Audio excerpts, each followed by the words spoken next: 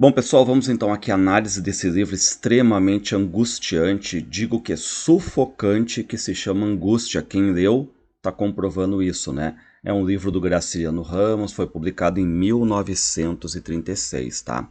Então aqui o Graciliano, só para lembrar, é o mesmo que tem obras de destaque, assim, clássicas no Brasil, como Vidas Secas, São Bernardo. E o Graciliano Ramos, ele fez parte daquele que a gente convencionou chamar de romance de 30, ou seja, aquele romance de denúncia social, da qual faziam parte, por exemplo, a Raquel de Queiroz, o grandioso Jorge Amado, José Lins do Rego, o Érico Veríssimo. E lembrar só um detalhe, que bem no dia em que o Graciliano Ramos termina a revisão desse livro aqui, o Angústia, ele vai ser preso no governo Vargas, porque ele foi acusado de subversão, de associação ao comunismo, e o Graciliano Ramos aí fica preso 11 meses, só que aí, graças à ajuda de alguns amigos, ele consegue a publicação do livro enquanto ele está na prisão, tá? E todo mundo acha que sabe, né? Depois, mais adiante, o Graciliano Ramos, quando sair, anos depois, ele vai publicar o que se passou na prisão com ele, né? Com Memórias do Cárcere, tá? Bom, então vamos aqui à análise. Como é de praxe, pessoal, peguem aí papel, caneta, tá? Para fazer aquelas anotações importantes. Se inscrevam no canal aí. Bom estudo e todo o sucesso do mundo para vocês, certo? Bom, marcar o primeiro detalhe, o livro começa com o narrador em primeira pessoa, que é um narrador protagonista chamado Luiz da Silva, e ele está prenunciando ali aquela questão toda de que ele cometeu um crime, ele matou o Julião Tavares, então já vou dizer de antemão para vocês, tá? Ele matou um homem chamado Julião Tavares, e aí reparem o que ele está dizendo: julgo que ainda não me restabeleci completamente. Das visões que me perseguiam naquelas noites compridas, umas sombras ainda permanecem, sombras que se misturam à realidade e me produzem calafrios. Então, uma coisa que a gente vai ver muito claramente aqui é o estado de alma do narrador, algo angustiante, como eu falei para vocês, que retrata bem o título da obra. Vivo agitado, cheio de terrores, uma tremura nas mãos que emagreceram. As mãos já não são minhas, são mãos de velho, fracas, inúteis. Dão-me um ofício, um trabalho, um relatório para datilografar na repartição. Até dezinhas eu vou bem. Daí em diante a cara balofa de Julião Tavares aparece em cima do original e me deixa mal. Ou seja, aqui então a gente já tem um personagem que gera problemas terríveis para o narrador, que é o Julião Tavares. E o narrador não consegue se concentrar daí no trabalho, não consegue escrever o artigo que pedem para ele no jornal, pensa a todo momento nesse Julião e por quê. O que o narrador, esse Luiz da Silva, fez com esse Julião? Por que ele está assim? A gente já vai ver agora, tá?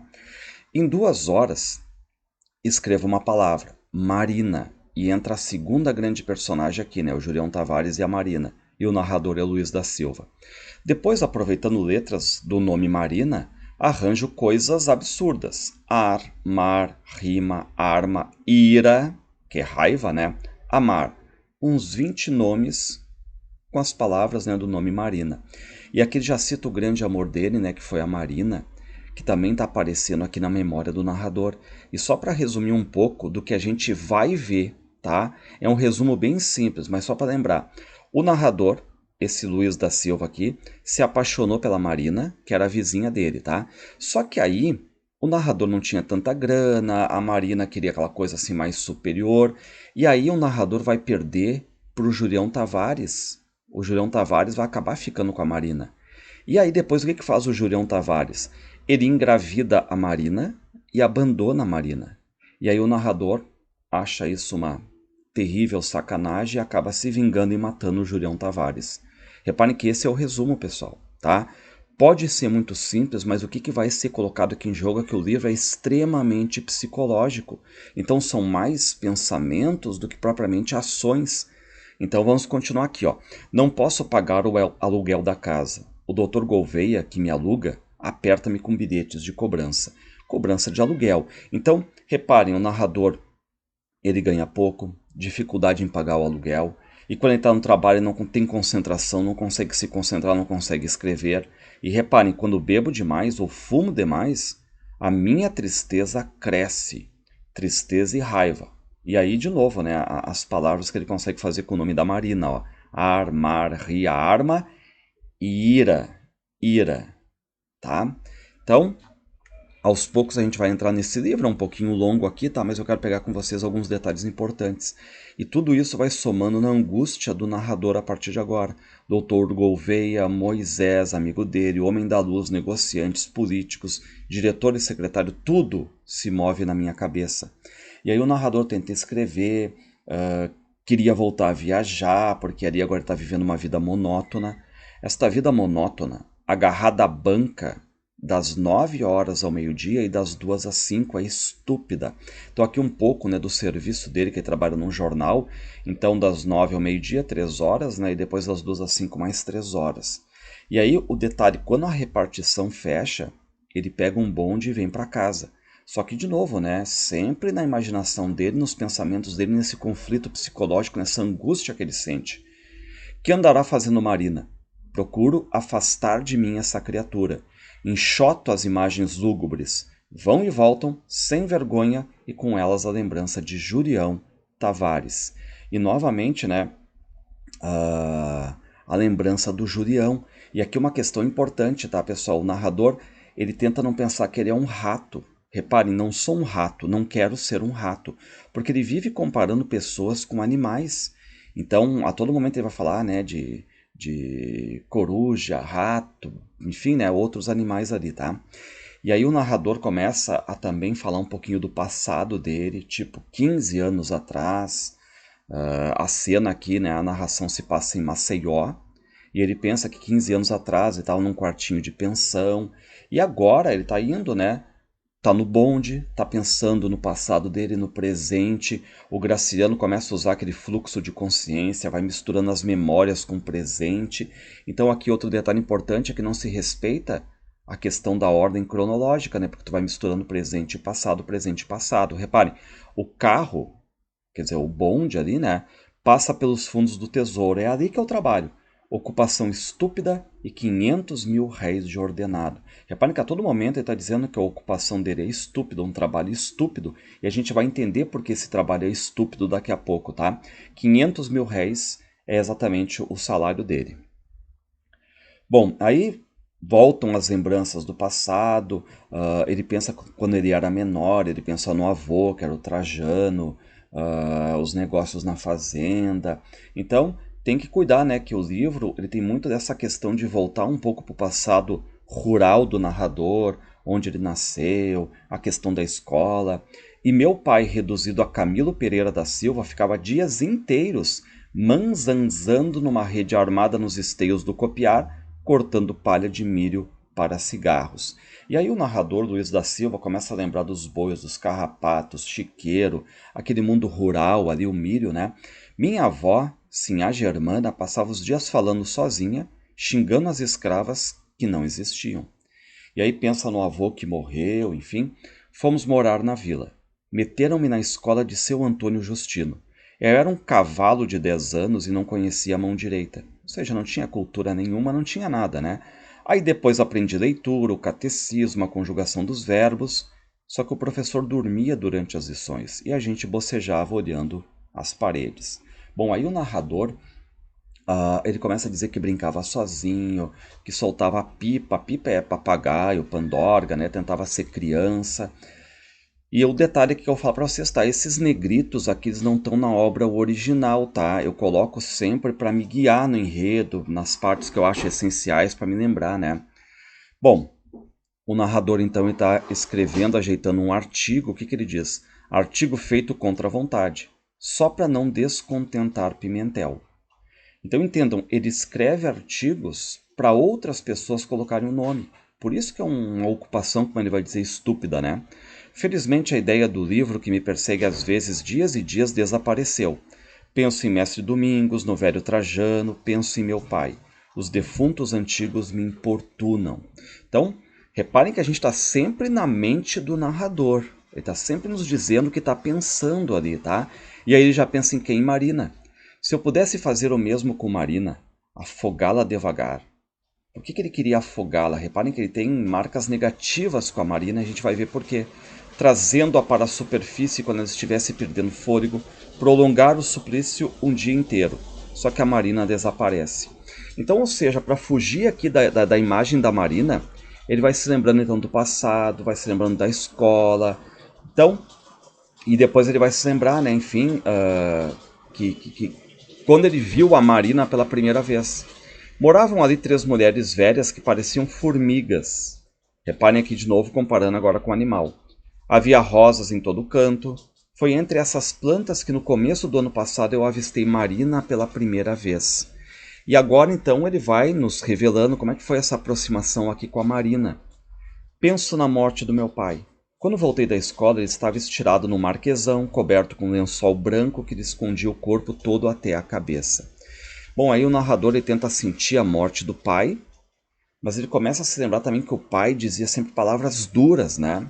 Só que agora eu tinha 14 anos, eu conhecia a mão direita e os verbos, ou seja, cresceu, tinha mais conhecimento de mundo, tá? Podia querer sair, viajar, essa coisa toda, né? E diz, né, que resolveu viajar realmente, sabia onde é que ficava o Rio de Janeiro, São Paulo, Minas, toda aquela região sudeste ali, né? E resolveu um dia abandonar Maceió ali, com uma trouxa debaixo do braço e os livros da escola. Bom, e tudo isso que ele está pensando, indo de bonde para a repartição, para onde ele trabalha, né? Ele chega a dizer, ó, Moisés é uma coruja. Então reparem como ele gosta, né, de comparar pessoas a animais. E esse Moisés aí, ele é um revolucionário, ele vive com panfletos revolucionários, só que o narrador, o Luiz da Silva, ele pensa no serviço dele, tá? E aí vocês vão entender porque ele diz que é uma ocupação estúpida. Só se dirigiam a mim para dar ordens. Seu Luiz, é bom modificar esta informação. Corrija isto, seu Luiz. Fora daí, o silêncio, a indiferença. Então reparem, o narrador ele escreve o que mandam ele escrever. Ou seja, ele escreve artigos do jeito que os outros querem. Ele escreve, ele é uma mão, uma cabeça pensante. Só que depois quem assina são os outros, ele recebe para fazer esse trabalho. E fora disso, só indiferença. Agora reparem esse trecho aqui que vai contrastar com o trecho de cima em que as pessoas são educadas, ó. Agradavam-me os passageiros que me pisavam os pés. Tá, mas estão te pisando os pés nos bondes, não importa.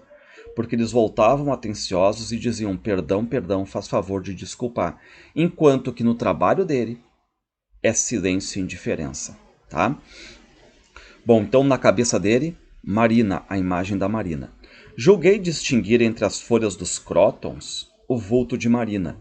Foi ilusão, mas a imagem permanece. Reparem como é o conflito psicológico dele. E aí o narrador diz, né, que ele faz coisas e fez coisas que envergonham qualquer pessoa e ele mesmo, né? Eu tive empregos vaqueiros, a bainha das calças ruída, o estômago vazio, ruído, noites passadas num banco. Mais tarde, já aqui em Maceió, escrevi muito atacando a República, sacrifiquei-me, endividei-me, estive preso por causa da ideologia. Afinal, para se livrarem de mim, atiraram este osso, este emprego, que eu vou roendo com ódio. E aqui é bom lembrar, né, que esse romance aqui, que ele está contando, se passa em Maceió, certo? Capital de Alagoas, e é pós-Revolução de 30, então. Bom, na casa dele, reparem, né, a minha criada, a minha empregada se chama Vitória, ela anda em 50 anos, é meio surda e possui um papagaio inteiramente mudo, tá? Depois é o currupaco ali, né? E aí o Luiz da Silva lembra agora que um dia ele estava ali quieto no quintal dele, lendo um romance, estava até com as dívidas de certo modo, né? Mais equilibradas, pequenas, não sanadas, mas pequenas. E alguns rapazes, acanhados, vinham pedir-me em segredo artigos e composições poéticas que eu vendia a 10 a 15 mil réis. Isto chegava para o aluguel da casa. E o Dr. Gouveia, que me alugava a casa, não me importunava. Reparem que o narrador, então, ele vive de vender texto para outros, ele não coloca o nome dele. Ele está ali fazendo composições, artigos, depois a gente vai ver que ele vende até sonetos ali, para os outros assinarem, desde que pague, ok, é assim que ele vive, tá? É uma escrita anônima, se a gente for perceber isso, né? E aí um dia ele estava ali distraído e ele vai ver a Marina aparecendo no quintal da casa ao lado. A casa é do lado, né, da Marina. Como já disse, existe apenas uma cerca separando os dois quintais. E aí quem é que vem? Era uma sujeitinha vermelhaça, de olhos azuis e cabelos tão amarelos que pareciam oxigenados. Então a Marina é uma loira de olhos azuis, tá? E aí o narrador não dá muita bola, ele vai lendo o livro, né? Mas a Marina começa a olhar para o narrador. Encabulei, diz o Luiz da Silva, eu sou tímido. Quando me vejo diante de senhoras, emburro, digo besteiras. Eu tenho hoje 35 anos, sou funcionário público. Então reparem como é que ele está se caracterizando, né? 35 anos, em Maceió, trabalhando num jornal, fazendo o que os outros mandam, ganhando pouco, com algumas dívidas, tá? Homem de ocupações marcadas pelo regulamento, além de tudo, sei que sou feio. Então, aqui é importante dar um pouco desse nosso narrador protagonista que está com esse conflito psicológico, 35 anos, cargo público, faz o que mandam ele fazer, se acha feio, ganha pouco, com dívidas. Mas está ali agora, né? De certo modo, vai começar um flerte entre ele e a Marina, tá? No dia seguinte, a coisinha loira, essa coisinha loira é a Marina, né? Tornou a aparecer em companhia de uma mulherona sardenta e começaram ambas a cortar os ramos secos das roseiras. Ou seja, começam a se olhar mais e o narrador começa, o Luiz da Silva, a se interessar pela Marina. E reparem como é que ele vai caracterizar a Marina. Perua, cabelos de milho, unhas pintadas, beiços vermelhos e o pernão aparecendo. E aí vem uma notícia muito ruim pro narrador agora, tá? Porque ele vai dizer, ó, por uma diferença de 2 votos, eu tinha deixado de ser eleito secretário da Associação Alagoana de Imprensa. Ou seja, é menos uma forma de lucrar que ele teria ali, né? Ele não foi eleito então, tá? Ainda não disse que moro na rua do Macena, perto da usina elétrica. E ele começa a falar agora do quintal dele. Foi lá no quintal que eu vi Marina pela primeira vez em janeiro do ano passado. E lá nos tornamos amigos.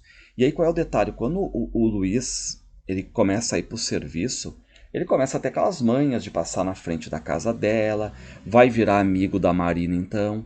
Reparem, com certeza começamos por olhares, movimentos de cabeça, sorrisos, como sempre acontece. Depois, palavra aqui, palavra ali, em pouco tempo estávamos camaradas tratando-nos por você. E aí, quando eles começam a ter essa amizade, a Marina olha para o narrador e vê que ele não se veste bem. E qual é o conselho dela? Se vestir melhor, né? Um rapaz que ganha dinheiro, andar com essas roupas mal amanhadas? Eu, diz a Marina, se fosse você, Luiz, brilhava, vivia no trinque. Reparem que as primeiras palavras aqui da Marina já é no sentido de ele se vestir bem, certo? De um ar de superioridade da Marina, coisa que não tem, que a família da Marina não tem grana também, tá? Bom, agora vem o problema. Enquanto ele está começando a entabular esse romance aqui com a Marina aos poucos, vai surgir o Julião Tavares. Foi por aquele tempo que o Julião Tavares deu para aparecer aqui em casa. Lembram-se dele? Eu já andei falando na minha mente sobre esse homem, né? A gente viu lá no começo. Os jornais andaram a elogiá-lo, mas disseram mentira. Julião Tavares não tinha nenhuma das qualidades que lhe atribuíram. Ele era um sujeito gordo, vermelho, risonho, patriota, falador e escrevedor. Ou seja, reparem sempre como ele vai estar trabalhando o Julião Tavares, né? Sempre chamando ele de gordo, né? Ah, o falante ali com um ar de superioridade, metidão. E aí os dois vão acabar tendo, de certo modo, um princípio de amizade no começo da história. Reparem, né? Conheci esse monstro, reparem como o narrador chama o Julião, esse monstro, numa festa de arte no Instituto Histórico. Um sujeito gordo, assaltou da tribuna e gritou um discurso furioso e patriótico. Então reparem que o Luiz da Silva, o narrador, vai estar quase sempre se referindo ao Julião como gordo, falador, com dinheiro. E aí na saída dessa festa aí, os dois começam a conversar, e aí o narrador vai, de certo modo, conhecendo assim aos poucos quem é que é esse Julião, que é de uma família rica, que tem lá Tavares e companhia, que eram negociantes de secos e molhados. Reparem, donos de prédios, membros influentes da associação comercial, ou seja, eles têm influência gigante, donos de prédios ricos, eram uns ratos, chama o Luiz da Silva, né? E esse Julião, literato e bacharel, filho de um deles, tinha os dentes miúdos afiados e devia ser um rato, assim como o pai. Era reacionário e era católico.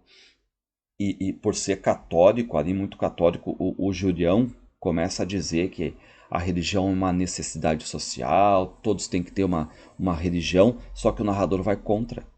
E divergi dele, fui contra o Julião, porque eu achei terrivelmente antipático. Dias depois ele fez-me uma visita.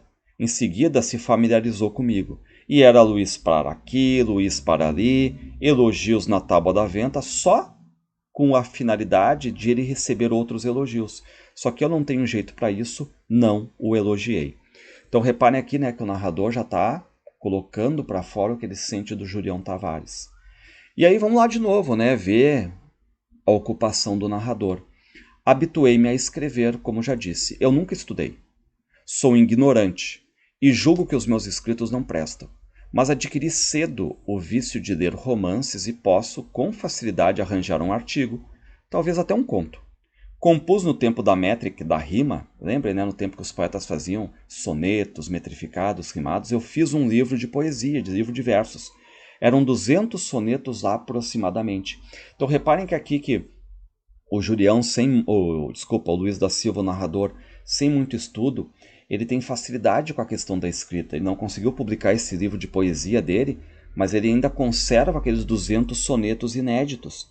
E aí um vizinho começou a elogiar um soneto do narrador, e esse vizinho acabou comprando esse soneto por 50 mil réis. E aí o que pensa o narrador? Pô, por que não, né? Nem foi preciso copiar o soneto, eu arranquei a folha do livro e recebi o dinheiro, depois de jurar que a coisa estava inédita. Por quê? É um soneto inédito, vai lá quem comprou e coloca o nome, certo?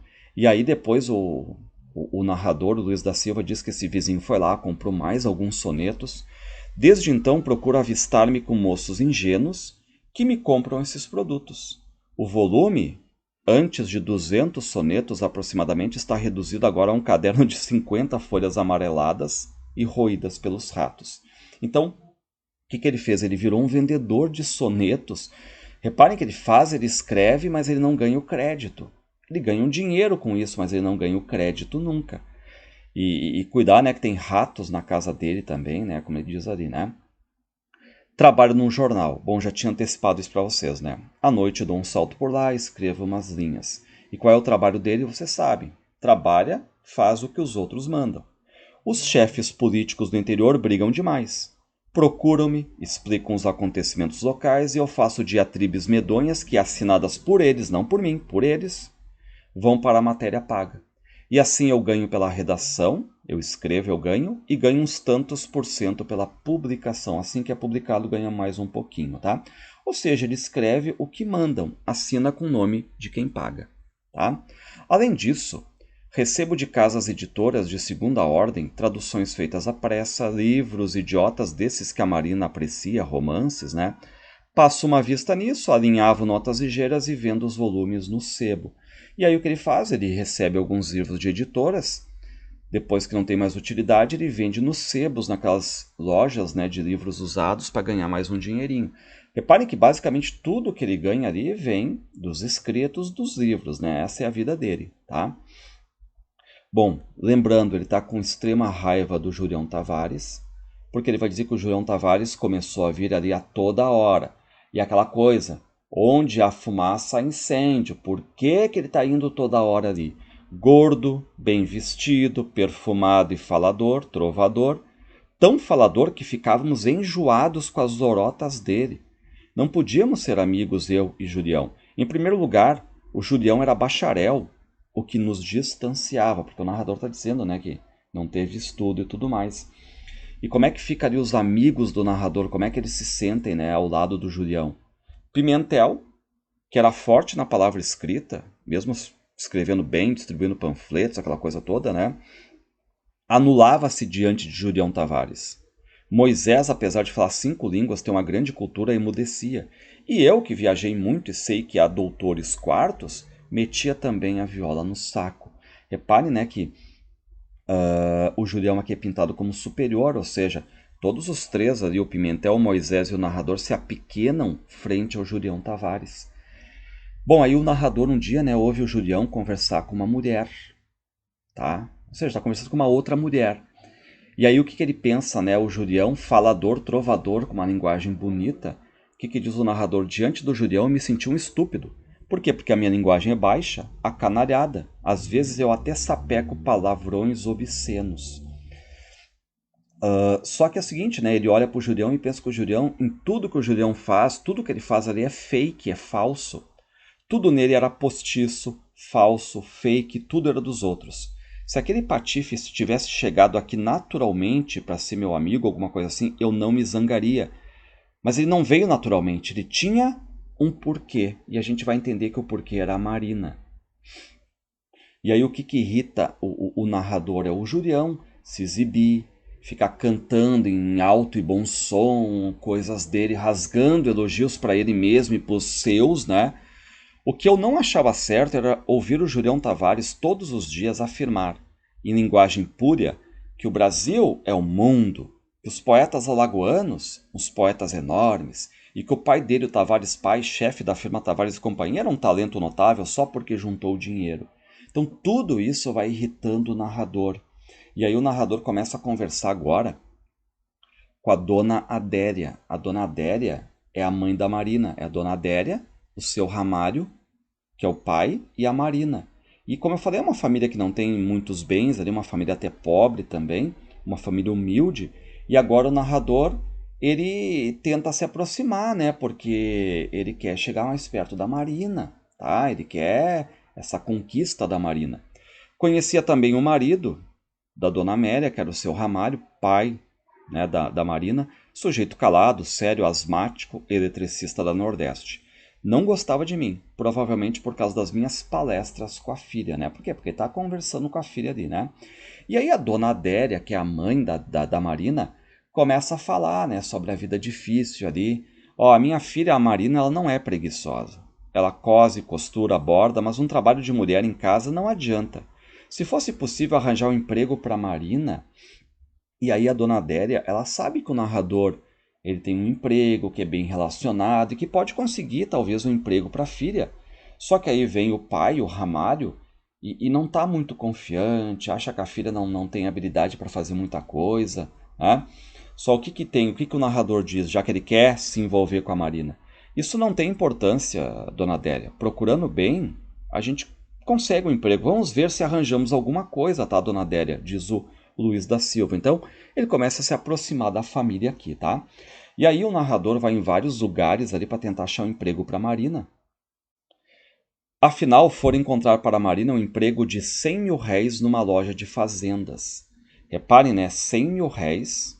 O narrador diz que ganha 500 mil réis e que já é pouco, ou seja, um emprego para ela ganhar 20% do que ele ganha, a diferença aqui, né, salarial, tá? Quer dizer, o narrador já ganha pouco, ela vai ganhar uma miséria, na verdade. Só que aí ele quer dar notícia, né? Um emprego simples, ele diz que ela pode começar por baixo, depois evoluir, né? E aí a Marina vem. Reparem como é que o narrador olha para a Marina. Ótimas pernas. As coxas e as nádegas apertadas na saia estreita estavam com vontade de rebentar as costuras. E aí a Marina vem e a Marina começa a rir. Ela fala xixi. O cochicho risonho afastava-se e chegava aos ouvidos como o chiar de um rato. E aí o narrador já vai direto pensando no corpo dela. As nádegas da Marina cresciam monstruosamente e eu mal podia respirar. Se Dona Adélia e Vitória viessem ali, viriam aquela armada. A Marina despida, curvada para a frente, mostrando um traseiro enorme. O que eu via bem eram os quartos brancos de Marina curvada, as coxas dela bem brancas ali. Então o narrador começa a olhar com malícia para a Marina, mas ele vê também essa retribuição da Marina com malícia ali para ele, né? E vai sempre descrevendo a Marina com sensualidade, ó. O peitinho redondo subindo e descendo e querer saltar pelo decote baixo, ela estava linda. E aí o narrador chega nela e diz, né, ó, eu não quero me meter na tua vida, Marina, né, mas eu conversei com a tua mãe, ela perguntou se eu não poderia encontrar um emprego para ti e tudo mais, né, e eu consegui um emprego numa loja de fazendas, ganhando 100 mil réis, só que a Marina tá sem entusiasmo nenhum, tá? Só que o narrador diz, ó, numa loja, 100 mil réis por mês, é um começo. Depois a gente cava serviço mais fácil e mais rendoso, que dê mais dinheiro. O que é preciso, Marina, é começar, né? E aí o que a Marina responde? Numa loja, disse Marina com um risinho mau. obrigação de aturar pilhérias e até descomposturas dos fregueses. Ah, eu não quero. Então ela não está muito afim, mas ela agradece, né, esse suor do narrador em conseguir um emprego para ela. E aí, na hora da despedida, ali o que acontece? O narrador toca na mão dela. E olha só o que tem entre eles, né? Acendeu os desejos brutais que tinham esmorecido ao tocar na mão dela. Olhando-a de cima para baixo, vira os seios que subiam e desciam, as coxas, a curva dos quadris, veio-me a tentação de rasgar-lhe a saia. E aí ele vai para cima da Marina. Apertei-lhe a mão, mordia o pulso e o braço dela. Marina, pálida, só fazia perguntar: que é isso, Luiz? Que doidice é essa? Mas ela não se afastava. Desloquei as estacas podres, puxei Marina para junto de mim, abracei-a, beijei-lhe a boca, o colo. Enquanto fazia isto, as minhas mãos percorriam o corpo dela.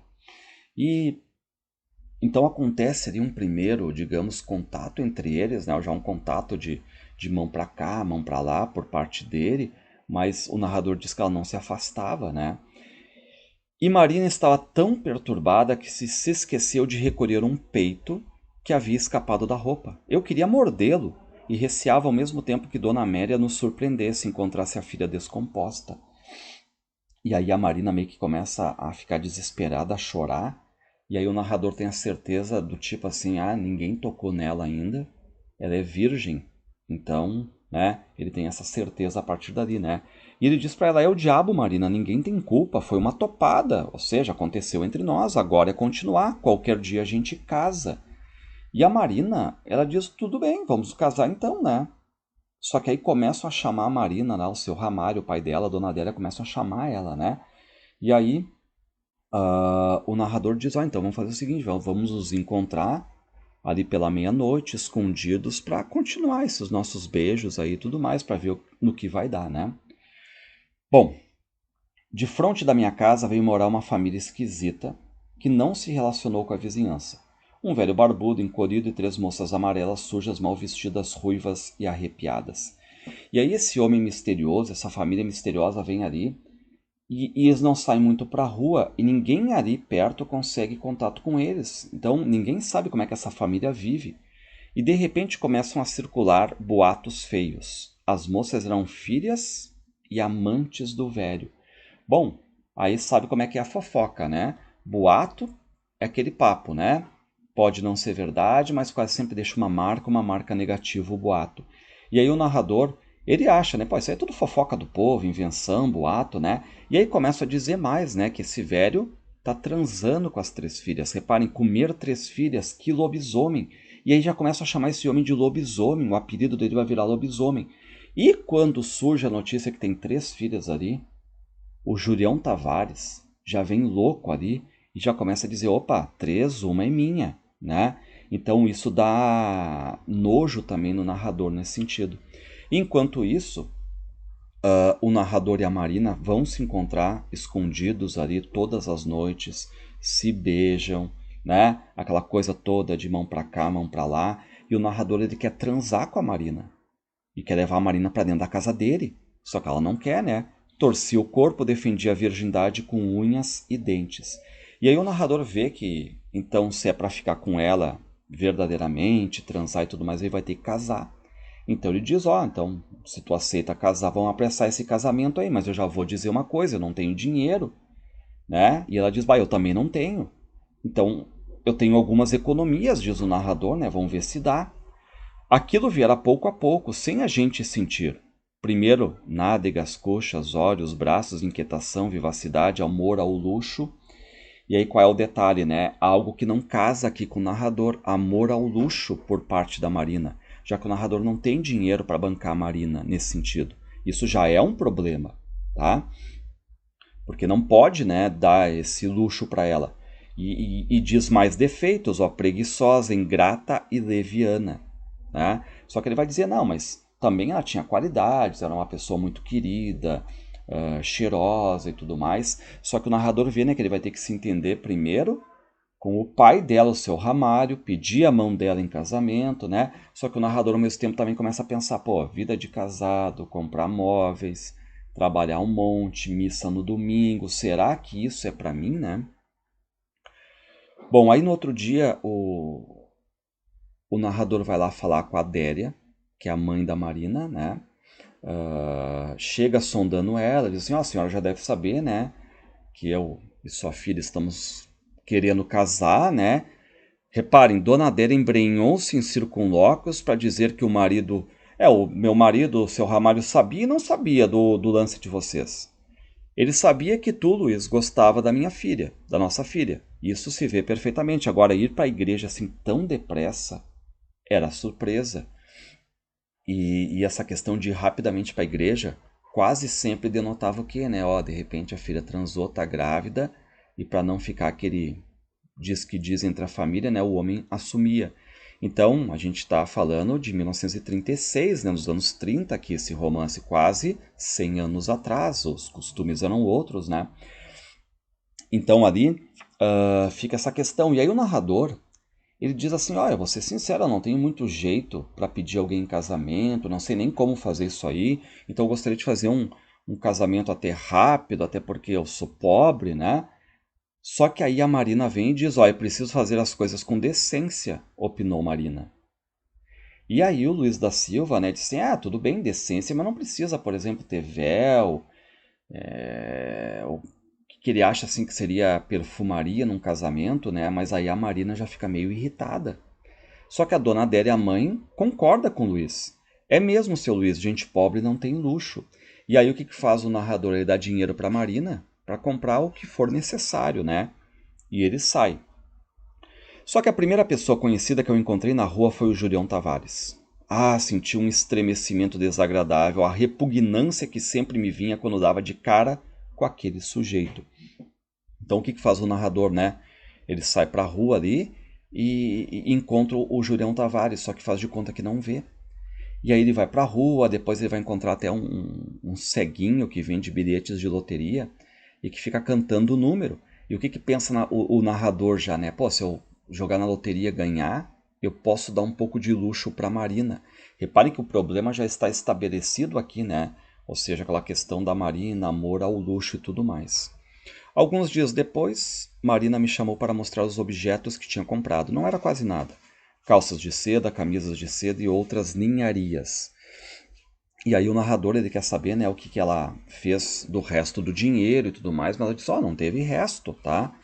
Gastei tudo. O que acontece? O narrador tem que procurar mais dinheiro. Sangrei mais 500 mil réis. Ou seja, tipo, um ordenado inteiro, né? Depois sangrei 200, adquiri móveis em leilão e vesti-me de novo. E aí o narrador começa a ver que ele está sem dinheiro, começa a fazer cálculos, liquidei a minha conta no banco, estudei cuidadosamente uma vitrina de joias, escolhi um relógio pulseira e um anel. Então o que ele faz? Ele vai lá e compra um relógio pulseira para Marina, compra um anel também, né, para tentar fazer um agrado para ela. Só que o narrador agora, ele vai ver um dia assim que vai ser muito ruim para ele. Por quê? Porque ele vai ver o Julião Tavares paquerando a Marina. Reparem, né, paquerando a Marina. E o pior, a Marina retribuindo a paquera, o cortejo ali. A janela da minha casa, caído para fora, vermelho, papudo, Julião Tavares pregava os olhos em Marina, que da casa vizinha se derretia para ele. Tão embebida que não percebeu a minha chegada. Empurrei a porta brutalmente, o coração estalando de raiva, e fiquei em pé diante de Julião Tavares, sentindo um desejo enorme de apertar-lhe as goelas. O homem perturbou-se, sorriu amarelo e esgueirou-se para o sofá onde se abateu. Ou seja, o narrador ali está muito irritado a partir de agora. O Julião Tavares vê pressente, né, que ele viu esse cortejo, esse flerte, né, entre os dois ali, né, Julião e Marina. E repare, né, pô, a Marina tá ali engatada já com uma questão de casamento com o narrador, né? E o que vai dizer o narrador canária? Julião era um canária. Meses atrás, ele se entalou num processo de defloramento de que tinha se livrado graças ao dinheiro do pai. Então, o que pensa o narrador, né? Meses atrás, ele transou com uma menina virgem, ou seja, era o defloramento, né? Questão. E o que aconteceu? Para se livrar da acusação e tudo mais, o pai, com dinheiro, com poder, acabou livrando o filho. Então, ele já tem um histórico, um currículo ali, o Julião Tavares, né? De ser aquele cara que transa com as meninas e abandona Depois a gente vai ver, né, que ele se parece muito com um personagem, por exemplo, né, que é o Cassie Jones, para quem já leu lá o Clara dos Anjos do Lima Barreto, tá? Bom, então só lembrando, né, Julião já tem essa mania, já tem culpa no cartório, né, de seduzir meninas, transar com elas, abandonar, e o narrador tá achando que ele precisa mesmo apanhar um pouco, né? E já começa a pensar aí, será que eu vou ser traído? Será que o Julião, Marina, né? E aí o Julião pergunta, está doente? Perguntou-me Julião Tavares. E aí o narrador, tipo, doente um caramba, né? E ele já solta um palavrão. Puta que o pariu, resmunguei. Parece que ele ouviu, mas fingiu que não tinha ouvido. E aí o Julião sai. Só que o narrador agora está ali, né? Apavorado, vai beber cachaça. E aí ele vai lá, tá mal, tá com aquela sensação assim de meio que descornado, né? Enfim. E aí ele vai lá e conhece vem uma prostituta conversar com ele, magrinha ali, né? E ele tá com ela ali, o narrador. E o Pimentel diz assim, ó, entrou na sala e perguntou ao meu ouvido. Vem cá, Luiz, onde é que tu arranjou esse canhão? Que era aquela prostituta magrinha ali, né? Coitadinha, não era feia. O que estava era estragada pela prostituição, né? E aí o narrador paga algo para ela comer. E aí depois que eles comem, essa prostituta leva o Luiz da Silva para um quartinho sujo lá, para questão sexual, né? Só que aí o narrador ele não tá afim. Eles estão conversando, e aí ele quer saber quanto tempo ela tá ali na vida, se prostituindo. Ela diz, ó, eu tô uns 4 anos, vão bater no papo. Mas o que ela quer, né? A mulher sentou-se junto de mim e começou seu trabalho de abraços, beijos, etc. Que ela quer fazer o programa dela para sobreviver ali, né? Só que o narrador, Luiz da Silva, ele não tá ali para transar. Ele tá ali batendo papo. E ele pergunta para ela por que não arranja outra vida, ou seja, sai da vida da prostituição. E ela diz, ora, outra vida, que vida? Sempre os mesmos conselhos, para com isso, daqui, da prostituição, direto para a cova eu vou. E aí o narrador, né, Luiz da Silva, ele resolve então pagar o programa que não teve, tá? A transa que não ocorreu e sumir dali. E aí ela diz, não, não, não, pode guardar teu dinheiro, a gente não fez nada. Além disso, tu pagou a ceia para mim, tu me pagou uma comida, né? E eu estava com fome. Só que o narrador diz, não, não, não, eu sou honesto, eu tive essas horas contigo aqui, então eu tô te pagando pelo papo, pela conversa de 2 horas. E aí ela aceita o dinheiro, tá? Marina me explicou muito direitinho que eu não tinha razão. E aí agora é aquele problema todo, né? Ou seja, lá vai ele e se queixa pra Marina. Vem cá, que papo é esse? Tu olhando pro Julião, o Julião olhando pra ti, vocês dois de risinhos, que papo é esse? E aí a Marina me explicou muito direitinho que eu não tinha razão. O que eu tinha era falta de confiança nela. E ela começa a chorar e tudo mais, né?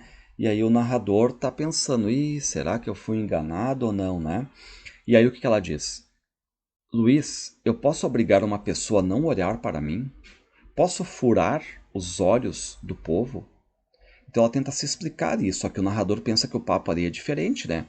Eles haviam sido pegos com a boca na botija, grelando, olhando um para o outro, esquecidos do mundo, estavam paquerando. Então o narrador ele sabe que aquilo aconteceu, ponto. Então ele tem que afastar o Julião Tavares da casa ali, dele, e de perto da Marina. E aí o que ele pensa, né? Pá, a Marina não chora, enfim, né? E ela jurando, não tem nada e tudo mais, e ele acredita. E aí o que ele faz? Lembra que ele comprou, né, um anel pulseira para ela, comprou um anel e um relógio pulseira para ela. Então ele vai lá e dá o anel e o relógio para ela, tá? Tudo mais. E isso que ele tinha pedido dinheiro emprestado, né? E aí ele chega e diz para ela: "Eu vou ser franco, Marina. A gente vai casar, ok. Eu estou na pindaíba, ouviu? Eu não tenho dinheiro. É necessário a gente escolher mercadoria barata, tá?"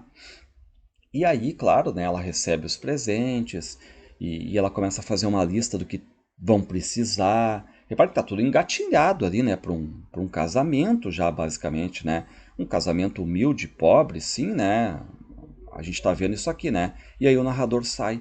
Só que aí mais tarde, quando ele vai olhar para Marina, ele vê que a Marina, quando ela recebeu o anel, recebeu o relógio, ela tá trifeliz, mas agora ela não tá nem usando o relógio e o anel. E o que ele pensa? Ordinária. Arrasa-se a gente para ser agradável a uma peste assim, conseguir dinheiro emprestado para comprar para ela um presente, né? E o resultado é este, coice, indiferença. O que ele chama ela ordinária, safada. Então ele acha aquilo uma profunda ingratidão, né?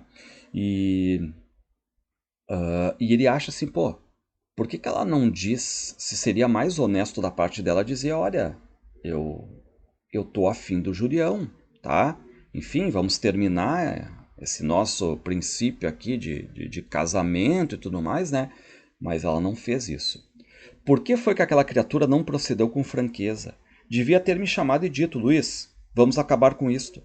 Pensei que gostava de você, enganei-me, estou embeiçada por outro, que é o Julião. Fica zangado comigo? E aí o narrador pensa, né? Pô, eu aceitaria se viesse com franqueza dela. Que ela seja feliz com o Julião dali, né? E tudo mais. Ele até diz que ia se lembrar, né? Dela com vaidade, com orgulho, porque é uma mulher muito bonita e tudo mais, né? Mas enfim. Ah, e qual é o detalhe, ó? Não tornamos a falar em casamento. Então a coisa esfriou. E vai esfriando tanto que a Marina vai se distanciando do narrador. Pela manhã, quando eu saía para a repartição, plantava os cotovelos na janela e encheria-se com Julião Tavares. Ou seja, ela se distanciou do narrador, mas automaticamente trovando com Julião. Ou seja, ela já plantava os cotovelos na janela e começava a conversar com Julião, que já era um trovador, um falador. Uma vez por semana eu largava o serviço antes do meio-dia, só para pegá-los. Ou seja, só para ter, de certo modo, a certeza, né, de que realmente o narrador perdeu para o Julião Tavares. Tomar uma aguinha aqui. E aí, o narrador ele começa a ver, né, que o Julião Tavares está conversando com a Marina. E o que ele vai fazer? Ele vai se queixar para Dona Adélia, a mãe da Marina. Abri-me com Dona Adélia, comentei aquele escândalo. Vem cá, senhora, aprova o comportamento da sua filha, a Marina? Dona Adélia torceu as mãos, engoliu em seco e respondeu numa atrapalhação.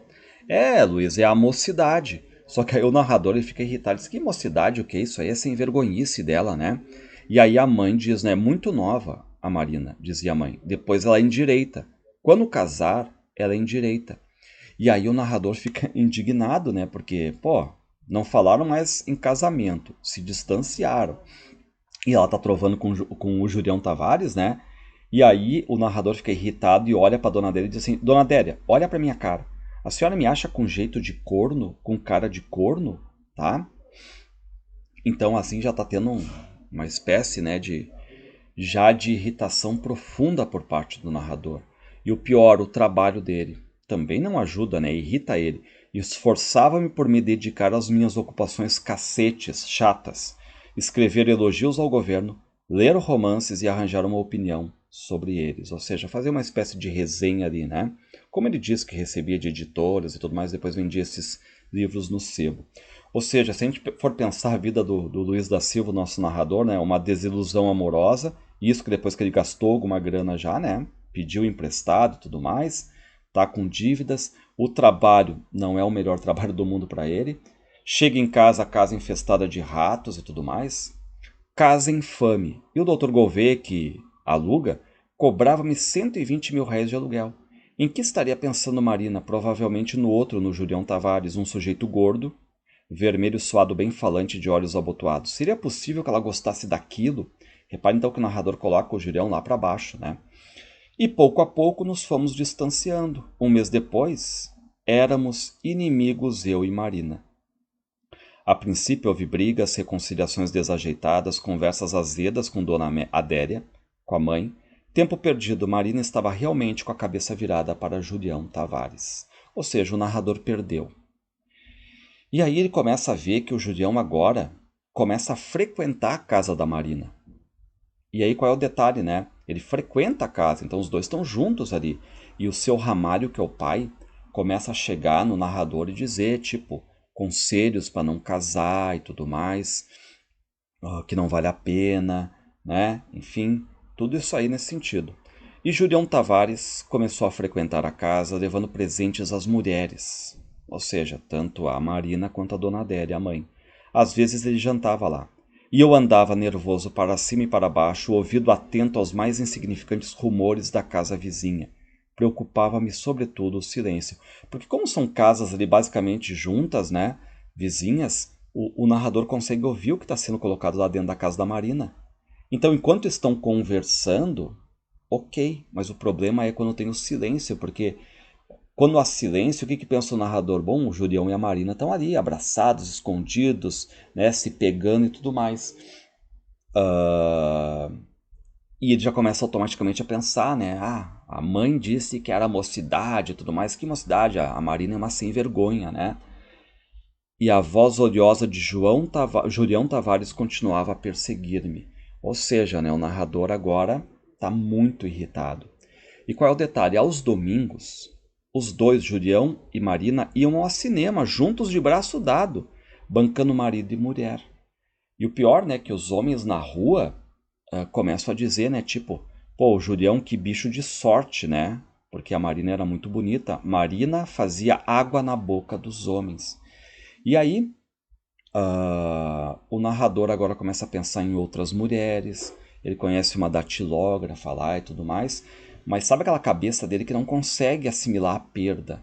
Então ele fica na janela dele olhando o quê? A Marina e o Julião Tavares. Que diabo fazia eu ali, debruçado à janela, vendo os dois, tipo, paquerando, namorando, né? E aí, e qual é o detalhe, né?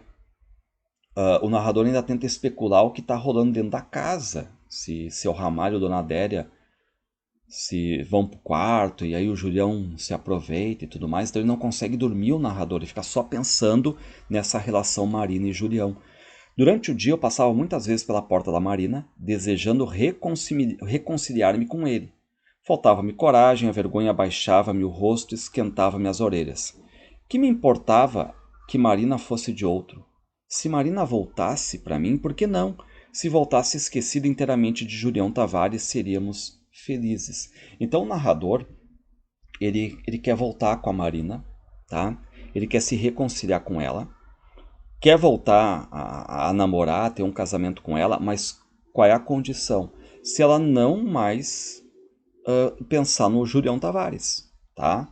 Ou seja, foi aquele flerte no meio do caminho do relacionamento e tudo mais, mas ele reconquistou. Mas isso não vai acontecer, né?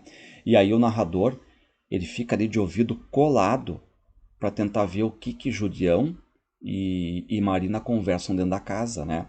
E o que ele ouve? Bichinha, gordinha, né? Ou seja, estão na intimidade ali, né? E o que ele pensa? Se Marina voltasse, por que não? A água lava tudo, as feridas cicatrizam. Então ele até tem essa questão, né, de um pensamento de uma possível volta, que não vai acontecer. O barulho recomeçava, cochichos que iam crescendo e se transformavam em gritos, beijos compridos entre Julião e Marina, chupões gorgolejados. Bom, aí o narrador começa a pensar agora em reaver o caso com a Marina, tentar reconquistar a Marina. Mais de um mês, quase 2 meses, que ela estava em intimidade com outro, com o Julião. Procurei por todos os meios uma nova aproximação, mas sem sucesso.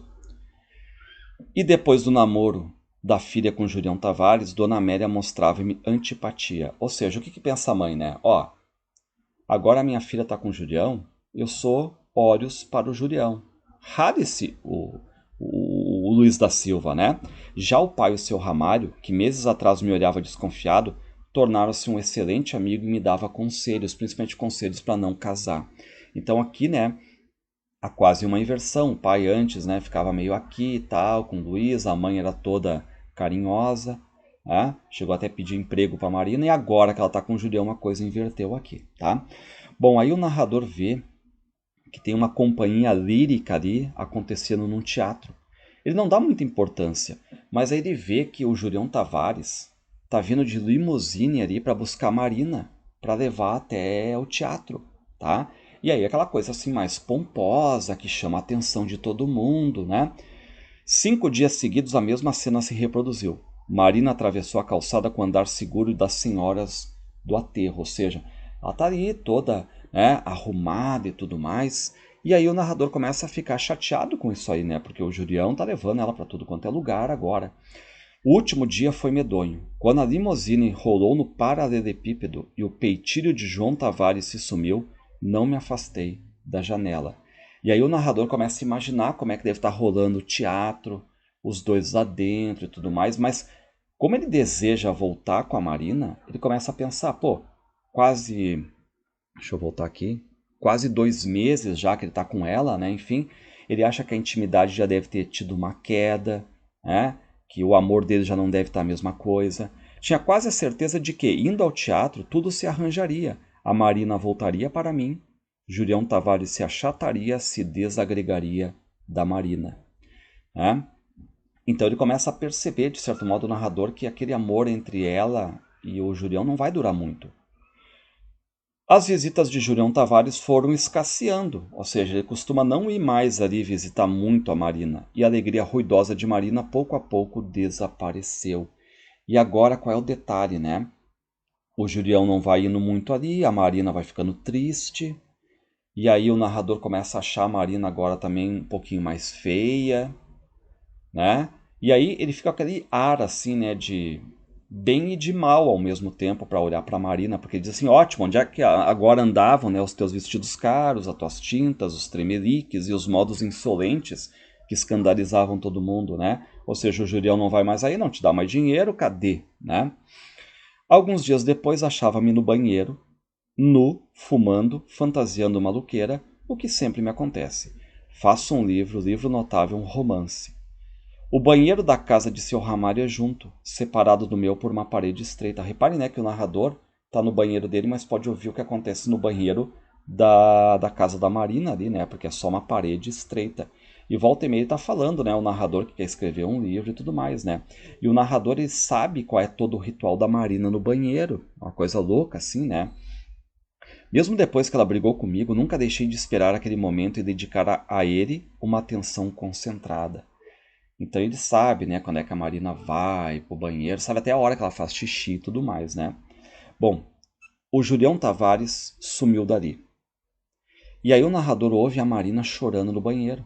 E ouve também que a mãe entrou no banheiro. Ou seja, o que aconteceu? A Marina transou com o Julião Tavares, tá? Ou seja, a perda da virgindade ali. E o que aconteceu? Como de praxe, o Julião Tavares abandonou. E a gente vai ver que depois ele deixou ela grávida. Então esse é o problema agora, né? Então, o que o narrador está ouvindo ali colado no banheiro agora? Reparem o que a mãe diz, né? Criar uma filha há tantos anos, gemeu Dona Amélia.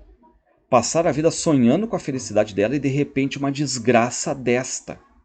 Ou seja, ela está grávida. E o pior, o Julião abandonou ela. Pois sim, disse Marina com um risinho. Bonita a criação, está vendo?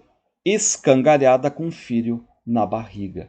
Ou seja, aquela ideia, né, muito ainda, né, da mulher que transou, que o homem abandonou, que vai ser vista de forma, né, ruim na sociedade e tudo mais, né? A gente está falando de um livro, como falei, né, 100 anos atrás, tá?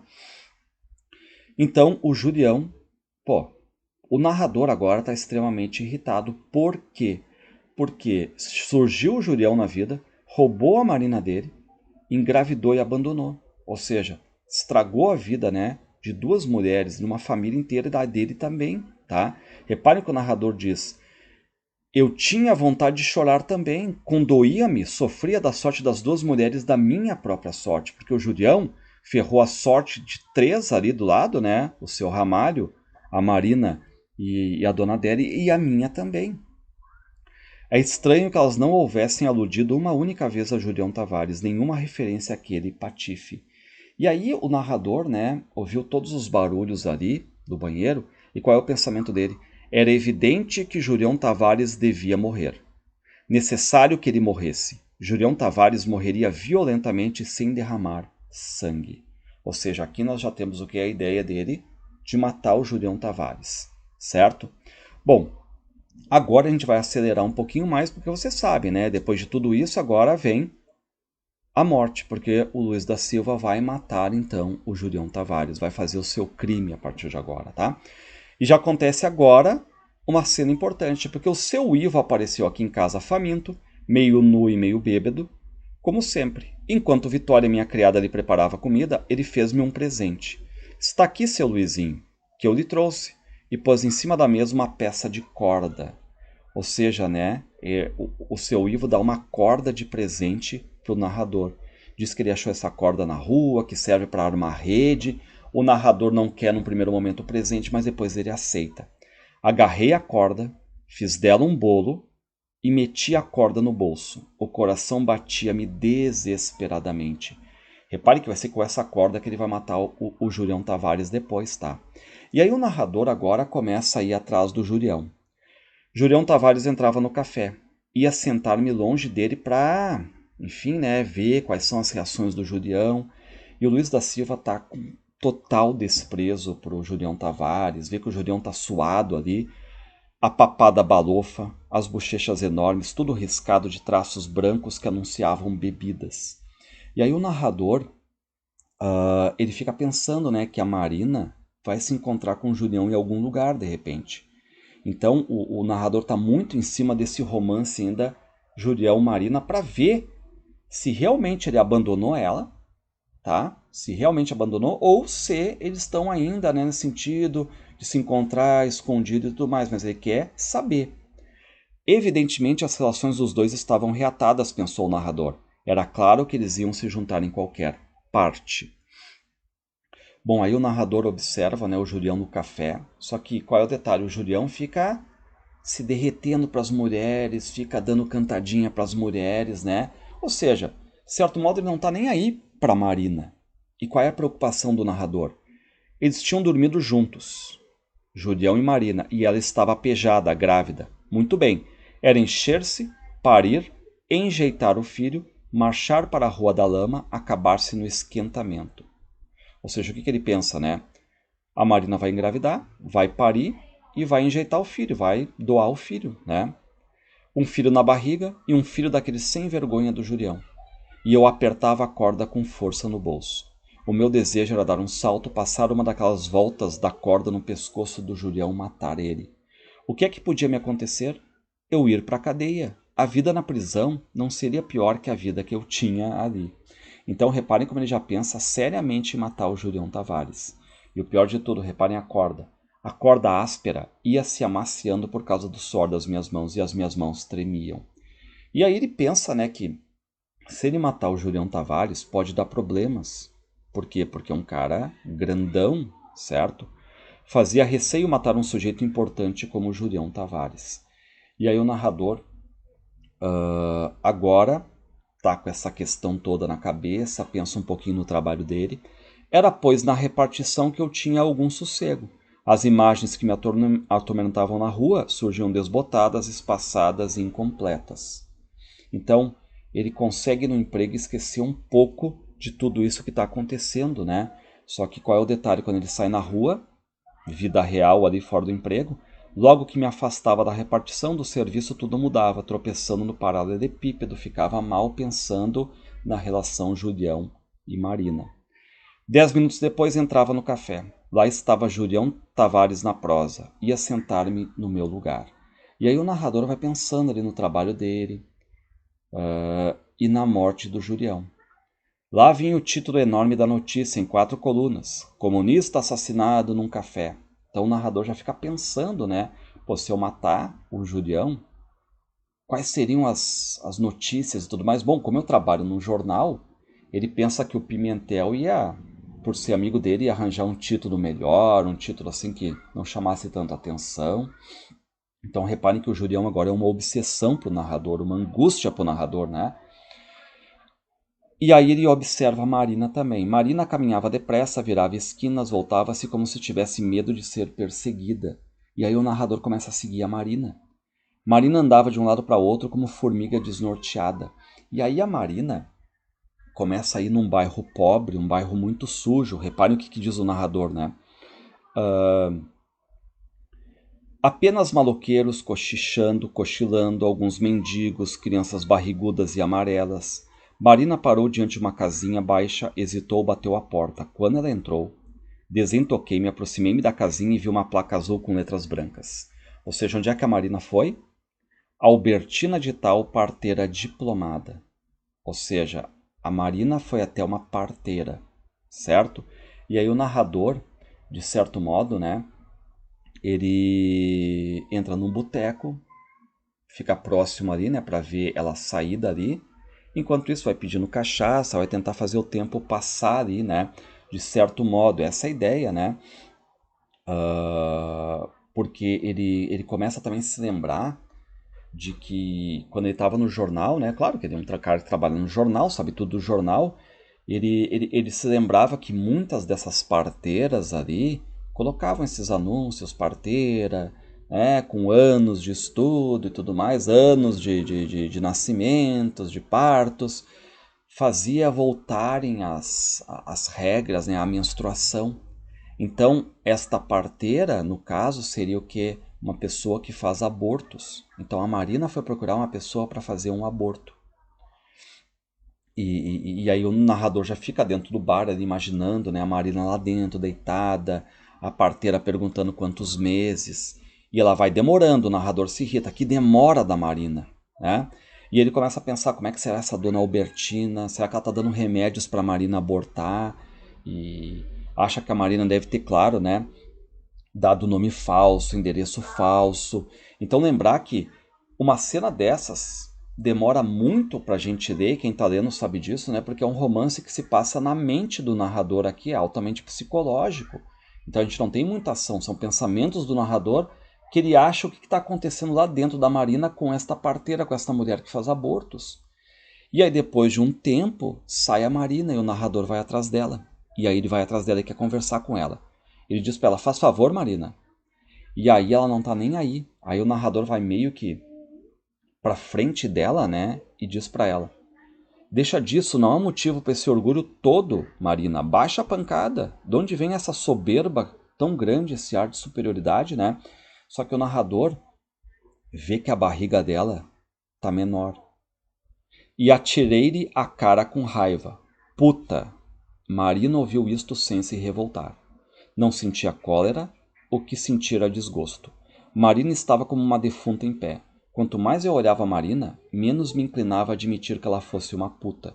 As pálpebras roxas, ocultando olhos aguados, o beiço trêmulo, a barriga encolhida, a cara mal pintada, a testa amarela coberta de rugas. O filho de Marina morria, talvez já estivesse morrido. Ou seja, né, indica aqui, né, que ela foi procurar uma mulher que faz aborto, uma parteira, né? Mas no caso ela faz também aborto, assim como ela faz as crianças virem ao mundo, ela também tem as manhas, né, de como matar. Então qual é o detalhe? O que pensa o narrador? Ou já aconteceu o aborto lá dentro, né? Ou ela deu algum remédio e a Marina tá indo para casa para ver isso aí, né? O aborto acontecer, tá? E aí o narrador diz, enfim, tudo se acabou, não é, Marina? Perguntei, o filho morreu, boa solução. Marina estremeceu violentamente e parou olhando pela primeira vez. Ela olha para o narrador. Ela diz, me deixe, pelo amor de Deus, gritou Marina desesperada. Eu não lhe fiz mal, vou quieta pelo meu caminho. Então ela quer sair de perto do narrador, né? Bom, o que ele diz? Entramos na cidade e nos separamos. E aqui agora, basicamente, a Marina deixa de ser uma preocupação para o narrador, nesse sentido. Porque ele teve a certeza agora, né? Ele já tinha ouvido lá aquela questão da mãe e filha conversando no banheiro. Ele sabe que o Julião Tavares ele é um cara assim, que já tinha meses antes, né? Deflorado uma menina, abandonado. Agora ele faz a mesma coisa com a Marina. Então agora o Julião vai ser a vítima do nosso narrador. E mais, descobri por acaso que Julião Tavares tinha feito nova conquista, ele tinha uma nova namoradinha. Foram 2 ou 3 palavras soltas na rua que me deram a revelação. Pensei numa das filhas do lobisomem e na datilógrafa dos olhos verdes. Ou seja, né, o narrador fica sabendo agora que o Julião, mal, digamos, né, terminou com a Marina ali, não tá nem aí se ela estava grávida, não estava grávida, né, e já tá com outra mulher. Ou seja, mais uma vítima, tá? E o que pensa o narrador? Mais uma que vai ser engravidada e vai ser abandonada. E aqui de novo, tá, pessoal? Um tema que se parece muito com a obra Clara dos Anjos, do Lima Barreto. Lá no livro Clara dos Anjos, Lima Barreto, que é anterior a esse livro aqui, tem também um sedutor, tipo o Julião Tavares, né? Que é o bonitão, só que é do subúrbio, chamado Cassi Jones, que ele vai fazer o que? Ele fazia a mesma coisa, se aproximava das meninas, desvirginava as meninas, engravidava elas, abandonava. Ele fazia isso com a Clara dos Anjos, por exemplo. Então, o narrador agora, reparem, né, que ele começa a ver que o Julião fica pouco no café, que o Julião agora está com uma nova paquera, pegando bonde, e o narrador vai atrás. Julião Tavares, patriota e orador, não prestava para nada. E aí o narrador agora começa a ser tipo um Sherlock Holmes, um detetive mesmo, né? Como consequência da investigação, descobri afinal a nova amante de Julião Tavares. Era uma criaturinha sardenta e engraçada que trabalhava numa loja de miudezas. A casa era em Bebedouro, pequena e isolada. Julião Tavares chegava alta noite, entrava, demorava-se 2 horas. E o narrador ali como detetive agora, né? Julião Tavares julgava-se superior aos outros homens porque tinha deflorado várias meninas pobres. E novamente aqui uma aproximação do Julião com Cassi Jones lá do Clara dos Anjos, tá? Bom, o narrador agora tem a ideia de matar o Julião, vai atrás dele, né? Tipo 1 hora de caminhada para ir, 1 hora de caminhada para voltar. Só que é noite, é madrugada. E aí o narrador está esperando, de certo modo, né? O Julião sair da casa, dessa casa com a nova namorada, né? E aí o Julião tá lá dentro, né? Enfim, tal. E o narrador coloca a mão no bolso para procurar o que? Cigarros, mas não tem cigarros mais, mas a corda tá ali, como se tivesse a corda chamando ele, né? E ele olha para comprar cigarro e não tem nenhum bar aberto, é madrugada já. Ou seja, já é um clima perfeito pro crime que ele vai praticar. Julião Tavares deixara a mocinha sardenta. Seria a mocinha sardenta amante dele? Porque na casa havia outras mulheres. E aí o Julião Tavares sai e o narrador vai atrás dele. Julião aparecia vagamente nos pontos iluminados, em seguida o nevoeiro engolia-o e eu tinha a impressão de que iria voar, sumir-se. Ou seja, o narrador se apressa para não perder o Julião de vista. E aí ele começa a ouvir as pisadas do Julião, ele está próximo do Julião. Então são momentos agora que antecedem o que é a morte do Julião. E isso é quase, não se esqueçam, quase no final do livro, tá, pessoal? Quantos metros faltariam para desembocarmos na levada? A ideia de que nos íamos separar me desesperava. Então aí começa a rolar uma garoa. É noite. Reparem que está tudo contribuindo para um crime perfeito. Ninguém na rua, tudo fechado, é noite. Tem ali uma garoa. O acesso de piedade sumiu-se e o ódio voltou em mim. A minha raiva crescia. Desejei que Julião Tavares fugisse e se livrasse daquele tormento. Se ele corresse pela estrada, estaria tudo acabado. Eu não o teria matado, né?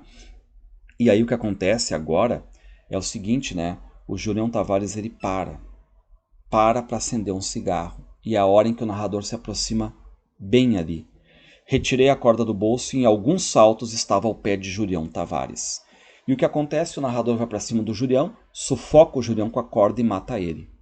Tudo isso é absurdo, é incrível, mas se realizou naturalmente. Eu matar o Julião. A corda enlaçou o pescoço do homem e as minhas mãos apertadas afastaram-se. Houve uma luta rápida, um gorgolejo, braços a debater-se. Exatamente o que eu havia imaginado. O corpo de Julião Tavares ora tombava para a frente e ameaçava arrastar-me, porque era um corpo mais forte, mais pesado, né? Ora se inclinava para trás e queria cair em cima de mim. Ou seja, o narrador, não se esqueçam, quase no final que ele está nos contando agora, que matou então o Julião Tavares. E reparem como é que o narrador fala sobre o assassinato. Julião Tavares estrebuchava morto ali. Tanta empáfia, tanta lorota, tanta superioridade, tanto adjetivo besta em discurso, e agora ele estava ali amunhecando, vencido pelo próprio peso, esmorecendo, escorregando para o chão coberto de folhas secas, amortolhado na neblina. Então não se esqueçam, né? Garoa, neblina, noite fechada, nada aberto, ninguém na rua. E larguei o corpo, que foi bater numa cerca por baixo de uns galhos de árvore que aumentavam a escuridão. E aí o narrador, ele está cansado primeiro, né? Daquela longa caminhada de 1 hora para ir atrás do Julião. Agora tem mais 1 hora para voltar. Ele está suado, cansado, porque teve essa briga com o Julião, enforcou o Julião ali, né? Matou. A mão direita doía-me horrivelmente, mas continuei a apertar com ela a corda que a circulava. A mão esquerda estava livre. Levei ao bolso à procura de cigarros, mas retirei-a logo. Pareceu-me inconveniente permanecer ali, mas não me veio a ideia de que houvesse perigo. Reparem, por que não há perigo? De novo, tudo fechado, neblina, garoa, ninguém na rua, alta madrugada, tá? Só que qual é o detalhe? Como conduzir Julião Tavares tão gordo, tão pesado? Então como é que ele vai simular um suicídio ali, né? E o narrador começa a pensar agora nas consequências, o que os jornais vão publicar. Então ele está com muita angústia, né? Aquele sentimento de angústia de algo que vai vir, que é algo inevitável que vai vir, não adianta, né? Não tem como evitar, essa coisa vai vir, ou seja, vão vir à tona depois aquelas questões sobre como morreu o Julião Tavares, né? Julião Tavares podia ficar assim, pendurado a um galho, como um suicida. Acreditariam que ele fosse um suicida? Vinha-me afinal uma resolução. E aí qual é a resolução do narrador? É pegar a cabeça ali do Julião Tavares, tá? Para tentar exatamente, né, puxar ele para cima e simular um suicídio. Enjoado, cuspindo muitas vezes, eu erguia, passei o laço no pescoço dele. Prendi nos dentes a outra ponta da corda, subi a cerca, trepei-me num galho da árvore e comecei o trabalho de guindar o morto, ou seja, puxar o Julião Tavares lá para cima para guindar o morto, né, para aparecer aquela cena do suicídio, certo? Enquanto isso, o narrador tá com a cabeça voltada, né? Pô, como é que vai ser o enterro do Julião? Como é que vai ser a notícia de morte dele? Porque vai ser um enterro requintado, é um cara poderoso, né? Só que ele continua ali arrumando o corpo do Julião porque ele quer simular um suicídio. E a cada movimento passavam no galho algumas polegadas da corda. Mas quando a massa obesa do Julião se elevou, as dificuldades foram enormes para correrem 1 cm. O corpo devia estar todo erguido e os meus ossos estalavam. O galho curvava-se. Ia quebrar-se o galho, ia nos atirar ao chão. Tudo perdido, a polícia, a cadeia. Agora, depois que ele consegue, ele vai dizer: livre do meu peso, o galho se elevaria, os pés de Julião ficariam suspensos. Então reparem, né, tem toda uma explicação aqui bem detalhista sobre o que ele faz exatamente para alçar o Julião ali num galho para simular esse suicídio. E aí o narrador começa a pensar, né, pô, se me pegarem, 30 anos de prisão. E aí aquela coisa toda assim, né, do teu medo, da tua angústia, ele começa a ouvir pisadas onde não tem, vozes onde não tem, risinhos onde não há, e não tem ninguém. Julião Tavares, inclinado para a frente, balançava. Passei rápido a corda pelo galho. Outra volta, outras voltas, um nó que me levou o rosto da energia e fiquei ali arquejando, desmanchando-se em suor. E aí o narrador faz toda a cena, né? Simula o suicídio do Julião e agora sai dali e não quer que ninguém veja ele. Levantei-me, entrei-me na rua Apolo. O rasgão mostrava-me a cabeça do joelho, ou seja, rasgou a calça, o colarinho tinha se desprendido da camisa, a roupa estava preta de limo e terra, de sujeira, as mãos estavam pretas de limo, terra e sangue. Se alguém me visse em semelhante desordem... E aí o narrador, claro, quer chegar em casa e não quer que ninguém veja ele daquele jeito. Porque se alguém perguntar sobre o estado dele, vai ser difícil ele explicar, né? Parece que ele veio de uma guerra ali. Então, ele não tem álibi, aquela coisa toda. Então, ele chega em casa e quando ele se olha no espelho, ele vê ali que tá todo sujo, né? Peste, andei rolando pelo chão como um porco. E aí começa a se lavar. E qual é o detalhe? Lembrem que ele tem uma empregada que é a Vitória, só que ela tá roncando e lembrar que ela é meio surda.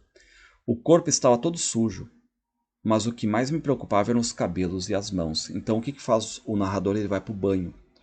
Se os vizinhos ouvissem as pancadas de água no cimento, uma culpa grave. Ou seja, né, o banheiro colado e tudo mais, os vizinhos podem perguntar, pô, só um pouquinho, o que um cara tá tomando um banho na madrugada, né? Uma culpa grave. Tomar banho, agora estava limpo, acendi um cigarro e bebi mais cachaça mais aguardente. Queria embebedar-me e dormir. Tinha ouvido distintamente 3 pancadas, ou seja, né, deve ser 3 da manhã. Então esse crime aconteceu na madrugada. Então, aquilo tinha acontecido de meia-noite a 3 horas da manhã. Porque, tipo, leva mais 1 hora de caminhada, né? Mais 1 hora lá para ele ficar esperando, aquela coisa toda. Levantei-me, dirigi-me ao quarto, firmando-me as paredes, tombei na cama pesado como morto. Ou seja, caí no sono. Só que aí pela manhã o narrador acorda. Ó, Vitória, faça o favor de ir ali na esquina, ouviu? Telefone a repartição e diga que eu não vou ao serviço hoje porque eu estou doente. E aí o narrador diz, né, que não vai trabalhar porque não tem nem condições de trabalho. E aí ele esconde o paletó, esconde a calça rasgada, tudo embaixo do colchão. E ele começa a pensar, pô, e se dessem busca na casa, vão achar, né? E aí ele pensa em queimar tudo, sei lá, enterrar. E aí depois ele pega a gravata dele e começa a desfiar toda a gravata. Cortaria depois a calça e o paletó em pedacinhos que seriam desfiados. Findei a tarefa, ergui-me, desci os degraus e fui espalhar no quintal os fios da gravata. Seria tudo ilusão? Fiquei pregado à janela, olhando as pernas dos transeuntes, ou seja, das pessoas que estão passando ali. E ele fica olhando essas pernas, né? Ele começa a pensar se vai vir ali algum policial, algum investigador e tudo mais.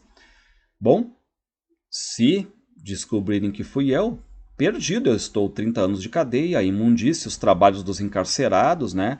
O que eu vou ter que fazer? Fabricação de pentes, esteiras, objetos miúdos de tartaruga, faria um livro na prisão. Amarelo Papudo faria um grande livro, que seria traduzido e circularia em muitos países. Enfim, tudo perdido. Era sair, entregar-me e contar a história botando os pingos, os pontos nos is. Bom, aí batem, qual é o detalhe? Batem na porta do narrador. E o narrador já pensa, putz, é um investigador, é um policial. Novas pancadas, levantei-me, cheguei à porta do quarto e estirei a cabeça. Era um maloqueiro, um vagabundo que pedia esmola. Pus o paletó no encosto de uma cadeira, dobrei a calça, ocultando a parte rasgada. E aí o narrador está terminando aqui, né? Ele vai ouvindo os barulhos da rua, especulando o que pode acontecer com ele. Um rebuliço na casa de seu Ramário. E aí o que acontece? Começa a ter tumulto na casa ali da Marina, da dona Adélia do seu Ramário. E o que faz o narrador? Foi me encostar à parede para ver o que dava para ouvir. E aí o que o narrador ouve? Ouve o que a dona Adélia falar. Quem faz neste mundo paga é aqui mesmo. Quando Deus tarda, vem em caminho. Ou seja, por que a dona Adélia falou isso? Quem faz neste mundo paga é aqui mesmo. Porque chegou a notícia ali, né? Se especula, claro, né? Se infere disso que chegou a notícia ali da morte do Julião. E o que está dizendo a dona Adélia? Bem feito. Deus tarda, mas vem em caminho, né? E aí, volta a empregada, que foi lá telefonar, né? E o narrador diz também que não vai almoçar, que vai se deitar, que tá mal. E tá terminando aqui o livro, o narrador pensando em várias pessoas, nos amigos dele, no Moisés, no cego lá dos bilhetes da loteria, enfim, né? E reparem que nesse final fica clara aqui a angústia do narrador. E começa a vir um monte de imagens assim de pessoas na cabeça dele, porque agora ele está vivendo um pós-assassinato sem bem saber o que fazer, ele não quer dá nos dedos que foi ele, né? Enfim, que matou. Então termina o livro com o narrador no quarto dele, nesse clima angustiante ali, né? Enfim, e basicamente, né, se a gente for olhar lá no começo do livro, essa questão toda, né, de ele nos contar. Então é um romance extremamente psicológico, cheio de monólogo direto, né, hora caindo para o monólogo interior, para tentar passar exatamente esse estado psicológico do narrador personagem, que é o Luiz da Silva. E não se esqueçam, né, que o enredo é bem simples. Lembrando, ele se aproximou da Marina, gastou um dinheiro com ela. Há essa questão do pedido do casamento e tudo mais. Só que ela flerta com outro, o Julião Tavares. Troca o narrador pelo Julião. O Julião engravida a Marina, abandona a Marina. E aí depois o narrador resolve se vingar e matando o Julião. Reparem que o enredo é bem simples. O que nós temos é uma carga angustiante, tá? Exatamente bem nesse sentido aí do título, tá? Aliás, agora só para terminar, até alguns estudos assim indicam, né, o romance Angústia sendo o nosso Crime e Castigo do Dostoiévski, uma aproximação, apesar do Graciliano Ramos ter dito, né, que leu o Crime e Castigo, mas leu depois, não antes do Angústia, né? Enfim, mas alguns autores aproximam Crime e Castigo desse Angústia aqui, a melhor, Angústia do Crime e Castigo, tá? Por fim, pessoal, pedir a todos aí que, se puderem, se inscrever no canal Leituras Obrigatórias. Se quiser deixar um comentário aqui, agradeço, tá? E um grande abraço a todos.